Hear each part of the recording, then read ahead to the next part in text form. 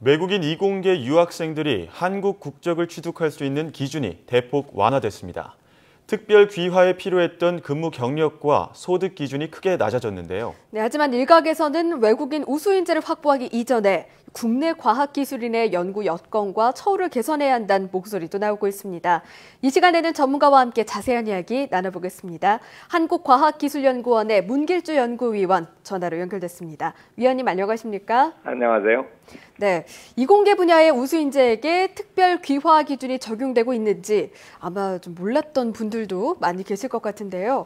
그동안 이공계 분야 외국인들이 한국 국적을 취득하려면 어떤 조건이 필요했습니까? 조금까지는 굉장히 어려운 조건이 많았죠. 그렇지만 저는 이번 조치가 굉장히 긍정적으로 보고 있습니다. 네. 우리가 필요한 분야에 필요한 사람이면은 여기서 살 수 있는 영주권 제도를 줘야 된다고 생각하고 있습니다. 예. 기존에는 5년 이상에서 2년 이상으로 근무 경력이 낮아지기도 했고 또 소득도 어느 정도 낮아졌다 이런 얘기가 있었는데요. 그렇다면 현재 국내에서 한국 국적을 취득한 외국인 인재 수는 어느 정도가 되나요? 제 생각에는 2011년 법이 바뀐 걸로 알고 있는데요. 예. 복수 국적법인데 각 분야의 기술 분야뿐 아니라 문화, 체육, 다방면에 있는데 그렇게 많은 숫자가 아닌 것 같아요. 한 80여 명 미만인 걸로 알고 있거든요. 예. 이것은 시행한 지 벌써 한 5년 가까이 되는데도 굉장히 제한된 숫자에 주고 있는 거 아닌가 하는 생각이 갖고 있습니다.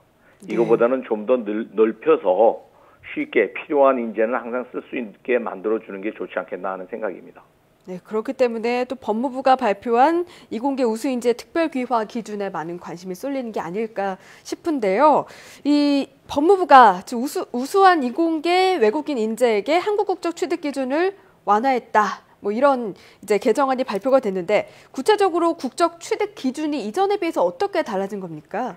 저는 정확히 법무부가 어떻게 달라졌는지는 잘 모르겠습니다만은 예를 들어서 그렇게 너무 까다롭게 갈 필요는 없다고 봐요.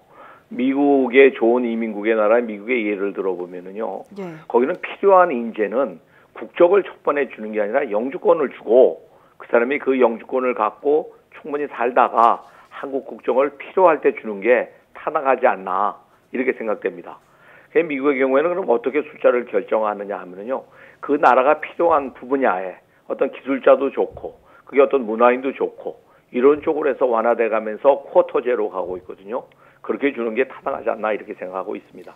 네, 단계적으로 어떤 생활 여건을 제도를 보장해 줘야 된다 이런 말씀을 해주시는 것 같은데요. 그렇다면 이 복수 국적을 얻는 것도 가능한 건가요? 저는 당연하다고 생각돼요. 첫 번에는 제가 말씀드리는 영주권 제도에 살 수 있는 권리를 주는 거죠.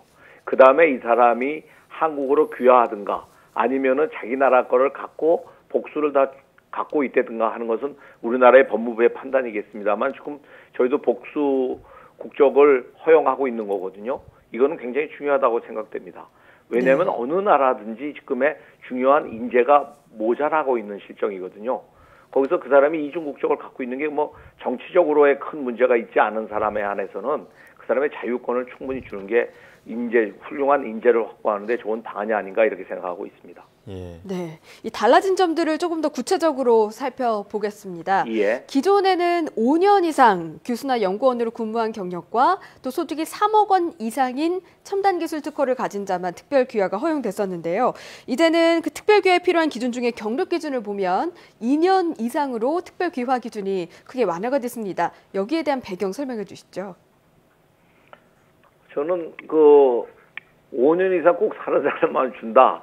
이건 참 필요하지 않잖아요. 저희가 필요한 사람이 항상 항실에서 줄 수 있어야 되지 않는가 하는 생각이고요. 더욱이 또 어마어마한 봉급을 받는 사람만 어떤 국적을 주고 영주권을 준다 하는 것도 굉장히 제한 조건이죠. 그렇지 않고도 자그마한 기술이라도 그 사람이 가능성이 있고 그 사람이 우리 사업에 우리 경제에 기여할 수 있는 사람이 줘야 되는 거기 때문에 이번 개정된 것은 굉장히 긍정적으로 보고 있습니다. 예. 이번 개정안을 통해서 국내 과학기술인의 연구 여건과 처우를 어느 정도 개선을 먼저 해야 된다라는 목소리도 나오고 있는데요. 과학계에 어떤 영향을 이번 개정안이 미칠 것으로 예상을 하십니까? 저는 그것은 다른 문제라고 보고 있습니다. 물론 똑같은 일자리를 가지고 여러 사람이 경쟁하고 또 우리나라 국내 과학기술자를 더 좋게 키워야 되기 때문에 여건을 개선해야 된다 하는 건 당연히 어떤 여건이든가 좀 더 과학자가 좋은 여건, 좋은 연구를 하고 경제인으로서 잘 생활할 수 있는 여건을 개선해 주는 거는 맞지만은 이거하고 외국인이 여기 와서 국적을 갖고 일할 수 있는 조건을 주는 것은 다른 문제라고 보고 있거든요. 그래서 이것을 같이 엮고 가서 어떻게 뭐를 우리부터 잘해줘야 되냐 하는 것은 다른 문제라고 생각하고 있습니다. 네, 물론 집토끼를 지킬 방도도 중요하지만 또 산토끼를 잡는 것도 중요하다. 이쪽에 초점을 맞춰서 이렇게 말씀을 주셨는데요. 선진국의 사례를 한번 살펴보겠습니다. 선진국에서는 이렇게 우수 외국인 인재를 확보하기 위해서 어떤 노력을 현재 기울이고 있습니까? 거기에서는 어떤 제한 없이 노력을 하고 있습니다. 저도 물론 미국에서 공부를 하고 영주권도 가져본 적이 있습니다만은 공부가 끝난 다음에 아니면 온 사람이 기업에서 필요하다고 인정해서 기업이 이민국에 신청을 합니다. 이 사람이 우리는 이런 사람이 필요하기 때문에 이런 사람을 써야 되겠다고 했을 때 그 쿼터제를 가지고 어떤 심사 절차를 끊어서 주고 있거든요. 저희 나라도 그렇게 가야 된다고 생각합니다. 어떤 사람이 정확히 필요하다 하는 것은 기업이 더 잘 알고 있거든요. 여기에 대해서 또 좋은 것은 외국 사람을 받음으로써 우리랑 생각이 다르기 때문에 다양성을 또 볼 수가 있고요. 또 잘 아시다시피 우리나라 점점 젊은 인구가 감소하고 있지 않습니까? 국가가 강해지고 튼튼해지려면 인구가 증가해야 되거든요. 이런 측면에서도 굉장히 필요하다라고 저는 생각하고 있습니다. 네, 외국인 인재를 영입하는 것과 국내 과학기술인의 처우 개선은 다른 기준이다라는 말씀을 한번 해주셨는데요. 그럼에도 불구하고 한편으로는 척박한 국내 과학기술인의 연구 환경부터 개선해야 한다라는 의견은 끊임없이 나오고 있는데요. 이 부분에 대해서는 어떻게 보십니까? 글쎄, 척박하다는 단어는 좀 잘못됐다고 생각되고요. 과학자가 요구하는 것만큼 변하지 않았다 하는 게 맞는, 요구의 끝이 있습니까? 어느 분야나 다.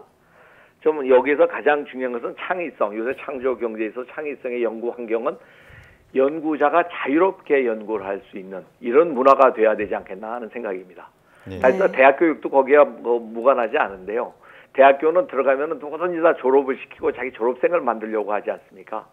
그렇지만은 외국에 창업한 사람들 보면 그 이전에 그 사람이 훌륭한 아이디어를 갖고 있으면은 너 무슨 창업도 먼저 해보고 기업도 해봐라. 졸업은 나중에라도 할 수 있다. 할 수 있는 문화가 바뀌어야 되는데 그것은 말같이 쉽지는 않으려고 생각되고 있습니다.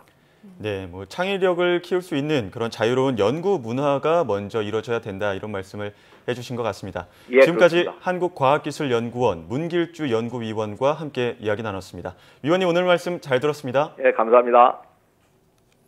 네, 이 외국인 인재를 인적 자산으로 포용하고 이들을 이 국가의 새로운 성장 동력으로 활용할 수 있는 그런 제도가 마련이 돼야 될 것 같습니다. 네, 이를 통해서 국가 경쟁력도 높아졌으면 좋겠고요. 더불어서 우리 국내의 인재를 위해서 연구 환경과 처우 또한 함께 개선됐으면 좋겠습니다.